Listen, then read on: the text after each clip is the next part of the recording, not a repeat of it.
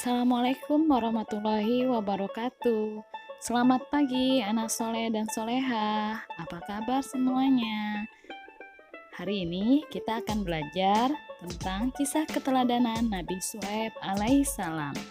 Silakan disimak baik-baik ya video pembelajaran berikut ini.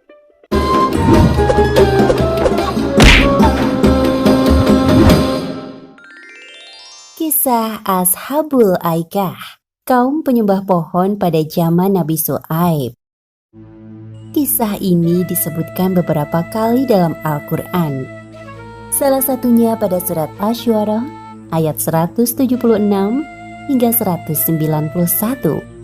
Diceritakan bahwa pada zaman Nabi Syuaib ada suatu kaum yang lebih memilih menyembah pohon daripada beriman kepada Allah Subhanahu wa Ta'ala. Akibatnya, Allah menurunkan azab berupa gempa bumi yang dahsyat menghancurkan kaum ini.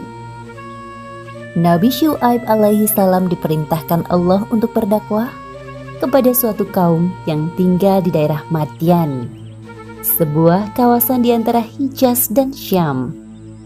Kaum ini terkenal dengan julukan Ashabul Aikah yang memiliki arti penyembah pohon. Seperti yang disebutkan dalam Al-Quran, surat Asy-Syu'ara ayat 176. Penduduk Aikah telah mendustakan para nabi. Selain menyembah pohon, mereka juga menyembah berhala yang diyakini sebagai warisan para nenek moyang. Nabi Syuaib tak henti-hentinya mengajak kaum Aikah untuk meninggalkan sesembahan mereka yang tidak bisa memberi manfaat sedikit pun. Namun sayangnya mereka tetap pada keyakinannya. Wahai kaumku, sembahlah Allah SWT. Sesungguhnya tidak ada Tuhan sesembahan yang pantas bagimu selain Dia. Sebagian besar kaum Aikah berprofesi sebagai pedagang. Salah satu kebiasaan buruk kaum Aikah yang masih sangat sulit dihilangkan adalah suka mengurangi takaran timbangan. Ketika tiba musim panen, mereka membeli barang sebanyak-banyak dengan harga yang sangat murah untuk disimpan di gudang. Sebaliknya, saat datang musim paceklik, mereka akan mencekik pembeli dengan menaikkan barang dengan harga yang tinggi. Wahai penduduk Aikah, hentikanlah kebiasaan mengurangi hak orang lain dalam timbangan kalian. Sesungguhnya, perbuatan itu sangat dibenci oleh Allah. Padahal Allah SWT telah memberikan kalian kehidupan yang makmur. Seharusnya kalian mengucap syukur atas limpahan nikmat-Nya. Seperti yang disebutkan dalam Al-Quran, surat Hud ayat 85. Dan wahai kaumku, penuhilah takaran dan timbangan dengan adil. Dan janganlah kamu merugikan manusia terhadap hak-hak mereka. Dan jangan kamu membuat kejahatan di bumi dengan membuat kerusakan. Wahai Syuaib, apakah Tuhanmu yang menyuruhmu untuk melarang kami mengelola harta sesuai cara yang kami kehendaki? Wahai kaumku, aku hanya bermaksud untuk memperbaiki perbuatan keji kalian selama masih diberi kemampuan. Semua petunjuk yang aku ikuti hanya dari Allah. Hanya kepadanya aku bertawakal dan kepadanya pula aku kembali. Jadi, sekarang engkau juga menyuruh agar meninggalkan sesembahan para nenek moyang kami? Tidak semudah itu, wahai Syuaib.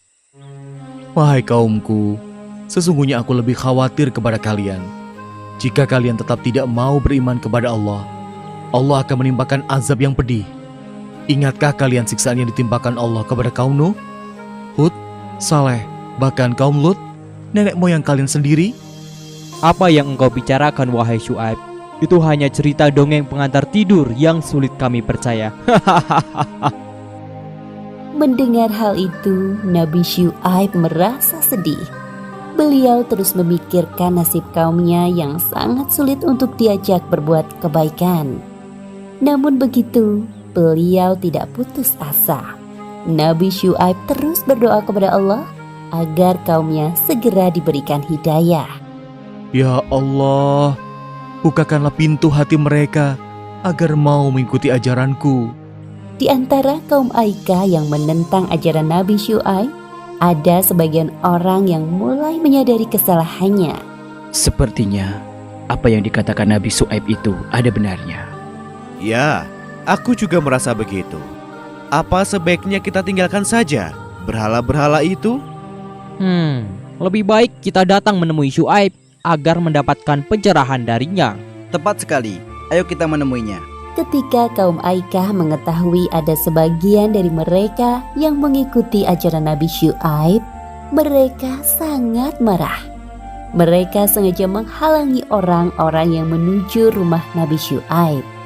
Hinaan dan cacian keluar dari mulut mereka. Wahai Syuaib, pergilah engkau dari negeri Madian bersama pengikutmu. Kami tetap tidak akan menyembah Allah.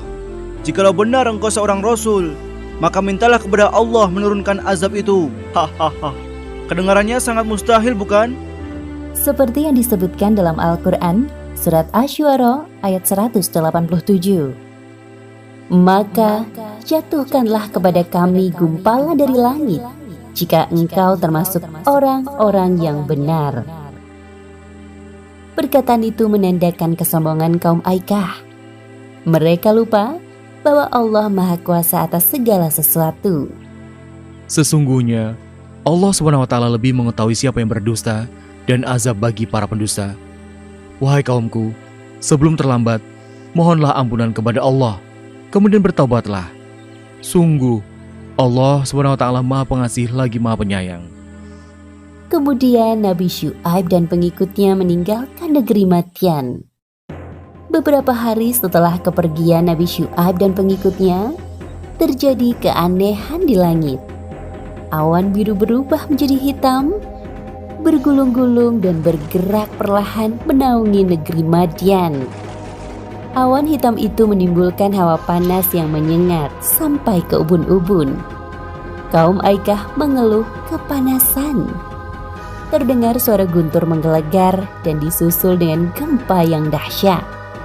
Seperti yang disebutkan dalam Al-Quran Surat Al-A'raf ayat 91. Lalu datanglah gempa menimpa mereka, dan mereka pun mati bergelimpangan di dalam reruntuhan rumah mereka. Pada hari itu kaum Aikah mendapatkan siksaan yang sangat pedih. Sungguh janji Allah itu benar adanya.